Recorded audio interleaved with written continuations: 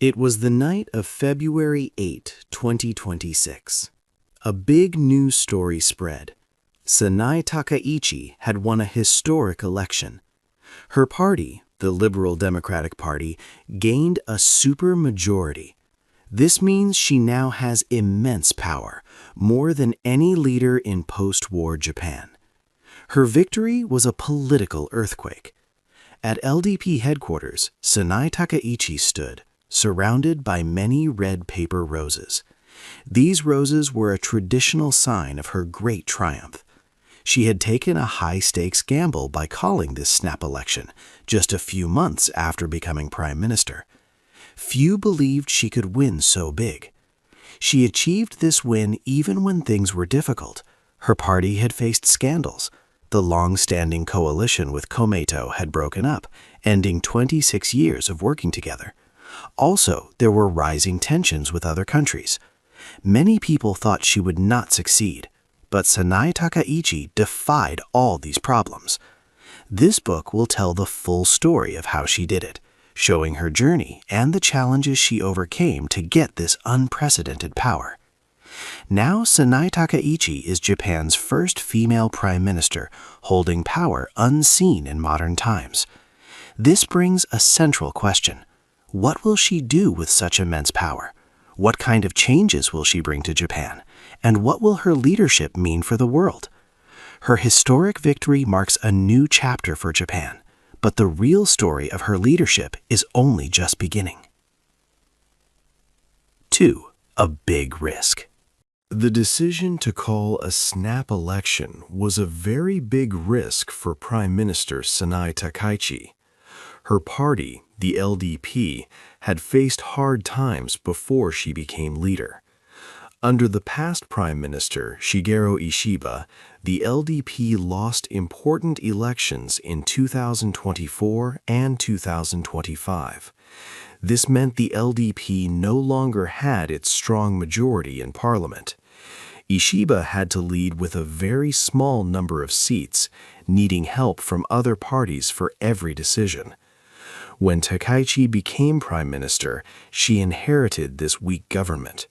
She had only been in office for 4 months when she decided to call the new election. This move surprised many people. It was a bold gamble to win more power. Another big problem was that the LDP's old partner, Komeito, had left their coalition. They had worked together for 26 years. This breakup happened in October 2025. It meant Takaichi had to find new friends. She quickly made a new team with the Japan Innovation Party. This new alliance was untested and much smaller. Together, they only had a few more seats than half of parliament. People wondered if this new team would be strong enough to lead Japan. Takaichi made the election about her. She asked the people directly if they trusted her to run the country. This was a high-stakes moment for her leadership. With so many challenges, her decision to hold an early election was a huge gamble. To understand why Takaichi would risk everything, you have to understand the woman herself, a leader whose journey to the top was anything but ordinary. What forged this political maverick? 3. The new leader. Sanae Takaichi did not come from a rich or powerful family. She grew up in a middle-class home in Nara, Japan. Her father worked for a car company, and her mother was a police officer. This was different from many leaders in Japan, who often came from famous political families. Sanae faced challenges as a young woman. Her parents did not want her to go to a private university or one far from home. Because of this, she traveled 6 hours every day to Kobe University. She also worked part-time jobs to pay for her studies. While at university, she played drums in a heavy metal band. This was a very unusual hobby for someone who would become a top politician. It showed her independent spirit. After university, Sanae went to a special school for future leaders. In 1987, she went to the United States. She worked in Washington, D.C. for a U.S. Congresswoman named Patricia Schroeder. This time taught her much about world politics. When she returned to Japan, Sanai became a TV presenter. She talked about political news. In 1993, she won a seat in the Japanese parliament as an independent. That same year, Shinzo Abe also entered politics. They became close political friends and worked together for many years. Sanai joined the Liberal Democratic Party, LDP, in 1996. She slowly moved up, holding important jobs in the government. She was a minister under Prime Minister Abe. In October 2025, Sanai Takaichi made history. She became the first woman to lead the LDP. A few weeks later, on October 21st, she was confirmed as Japan's first female prime minister. She had broken a major barrier. She had shattered Japan's highest glass ceiling, proving the old guard wrong. But her next challenge was entirely different, winning over a new generation that was deeply cynical about politics. Her solution was a phenomenon no one saw coming. 4. The Takaichi trend. Sanai Takaichi had a special way of connecting with people, especially young voters. This was called Sanamania. It was a new thing in Japanese politics. Many young people usually did not care much about politicians, but Takaichi was different. Her popularity was huge. About 60% of all voters liked her. But for people under 30, this number was much higher, sometimes even 90%. This was very unusual for a leader. On social media, Takaichi had many followers. She had 2.6 million followers on Platform X. Other leaders had far fewer. Her fame showed in strange ways. She carried a $900 black leather handbag. This handbag became so popular that people had to wait 9 months to buy it. The company was surprised because many young people in their 20s and 30s wanted it. Even a pink pen she used and some shrimp rice crackers she was seen with became popular items to buy. Why did young people like her so much? Takaichi spoke in a direct and clear way. She did not use many careful, old-fashioned words like other politicians. Her messages were short and easy to remember, perfect for social media.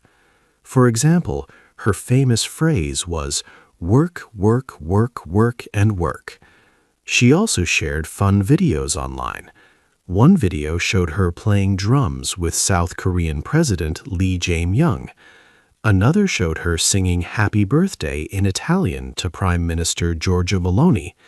These videos made her seem more human and real. Young people said she had a bright, positive energy. They also felt that more young people were thinking in a conservative way. Takaichi was a pop culture icon, not just a politician. But some people wondered if this Sanamania was real. Political experts were careful. Professor Fujita Yuiko from the University of Tokyo said that young people might like Takaichi, but that did not mean they would always vote for other members of her party. They did not like older male politicians who had been in power for a long time. They wondered if this personal love for Takaichi would help her make tough laws. However, a serious problem was growing. While young fans bought her favorite pen and handbag, Japan's economy was getting worse. The country was moving towards a big money crisis. Takaichi had a new and brave plan to fix the economy. But this plan was very risky. It could either save Japan or cause a huge financial disaster. 5. Money problems. Japan was facing very serious money problems. the country's economy was growing slowly. In 2025, it grew by only a small amount, and for 2026, it looked like it would grow even less. Prices for everyday things were going up quickly. For example, the cost of a simple meal like curry rice had increased by more than 40% in 2 years. This showed how much harder it was for families to buy food. The Japanese yen, the country's money, was also getting weaker. This made things bought from other countries, like food and oil, more expensive for everyone. Because prices were rising faster than wages, people felt poorer. Also, Japan had a huge national debt, bigger than any other rich country. Prime Minister Sanae Takaichi had a big plan for the economy, which she called Sana Economics. Her plan had 3 main parts. First, she wanted the central bank to print more money to help the economy grow. Second, she said the government would spend money when needed, especially during difficult times. Third, she planned to invest a lot of money in important new technologies like computer chips, artificial intelligence, and defense. As part of her plan, Takaichi promised to stop the 8% sales tax on food for 2 years. This would help families save money, but would cost the government a lot. She also proposed a very large spending package to help with energy costs, give cash to people, and provide food help. Her budget for the next year was the biggest ever. Some people thought Takaichi's plan was good. They said that Japan needed strong action to get the economy moving again. They believed investing in new industries would help Japan become stronger in the future. However, many others worried. They thought her big spending would make Japan's huge debt even worse. A 74-year-old woman named Mineko Mori worried that Takaichi's tax cuts would create more money problems for her grandchildren and future generations. Some experts warned that her spending could make prices go up even more and make the yen weaker. But many voters seemed to trust her. Ross Schaap, a research expert, noted that people did not seem too worried about inflation and supported Takaichi's economic ideas. To make her risky economic plans work, Takaichi needed everyone in the government to support her. But her fast rise to power had changed old political friendships and created new disagreements in Japan. This was setting the stage for a hard fight for control in parliament. 6. New teams, old fights. The snap election brought big changes to Japan's political world. For 26 years, the Liberal Democratic Party, or LDP, and Komeito were strong partners. But in October 2025, this alliance broke apart. Komeito disagreed with Prime Minister Sanae Takaichi's leadership and worried about an LDP money scandal. This split meant the LDP lost a key partner that helped them get votes and make moderate policies. Prime Minister Takaichi moved quickly. She formed a new team with the Japan Innovation Party, Ishin. This conservative party shared Takaichi's views on defense and the economy. This new LDP-Ishin coalition was untested, but it was Takaichi's answer to the sudden political shift. The opposition also tried to form a powerful new alliance. The main opposition, the Constitutional Democratic Party, joined with Komeito. They called their new group the Centrist Reform Alliance. Their plan was to unite against Takaichi and her team, hoping to win the election by working together.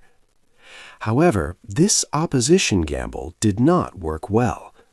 The Centrist Reform Alliance faced problems.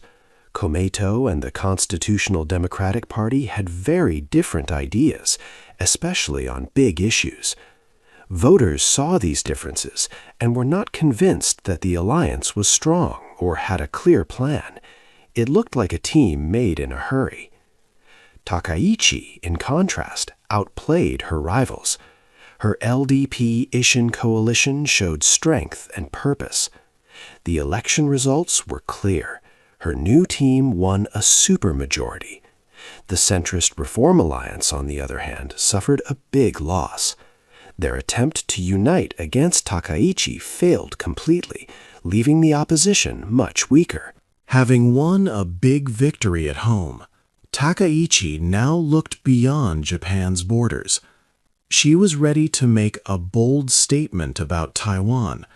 Her words would anger China and could make the region very dangerous. 7. A dangerous world. Takaichi now looked beyond Japan's borders. A big problem was growing with China.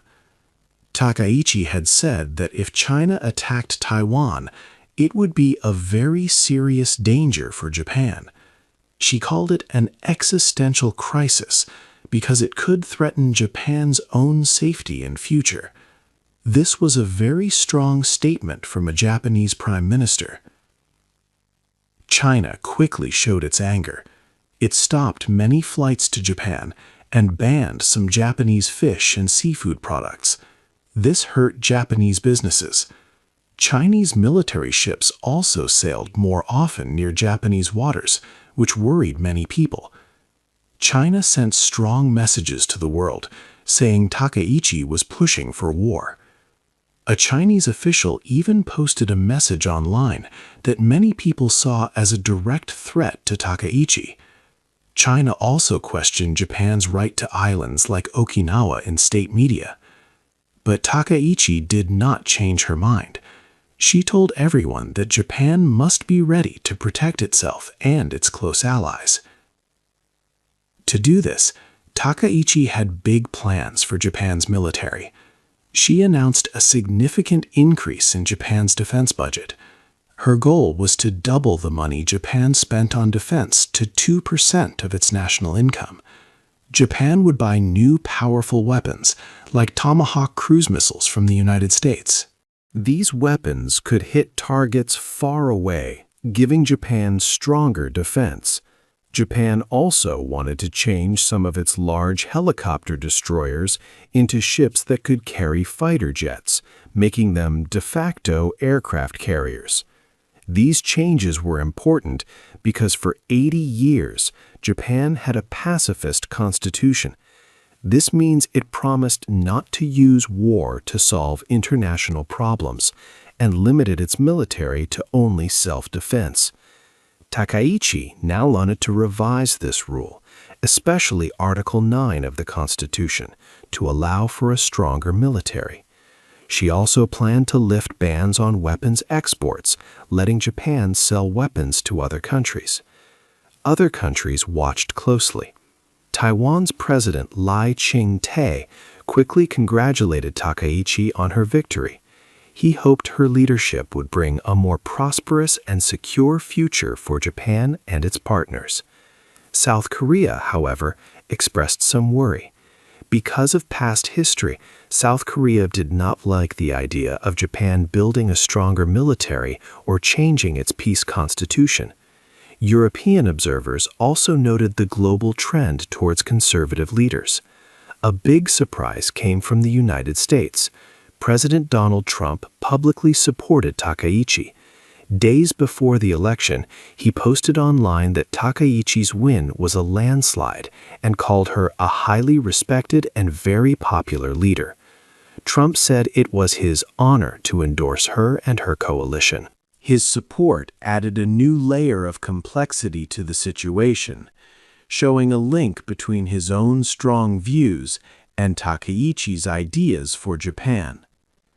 With a supermajority at home, a powerful new military vision, and the backing of the United States, Sanae Takaichi now holds more power than any Japanese leader in modern history. The question is no longer if she can win, but what will she do with this power? 8. What happens next? Sanae Takaichi has achieved a historic victory. Her political party and its partners won many seats, giving her strong power in the Japanese government. This big win means she can now move forward with her important plans for the country. Many people believe she can change Japan's future. However, with great power come big challenges. One main area is her economic plan, called Sanaeonomics. She wants to spend a lot of government money and cut taxes on food items. People wonder if these ideas will truly help Japan's economy grow, or if they will make the country's huge debt problems even worse. This is a very big risk for the nation's financial health in the long run.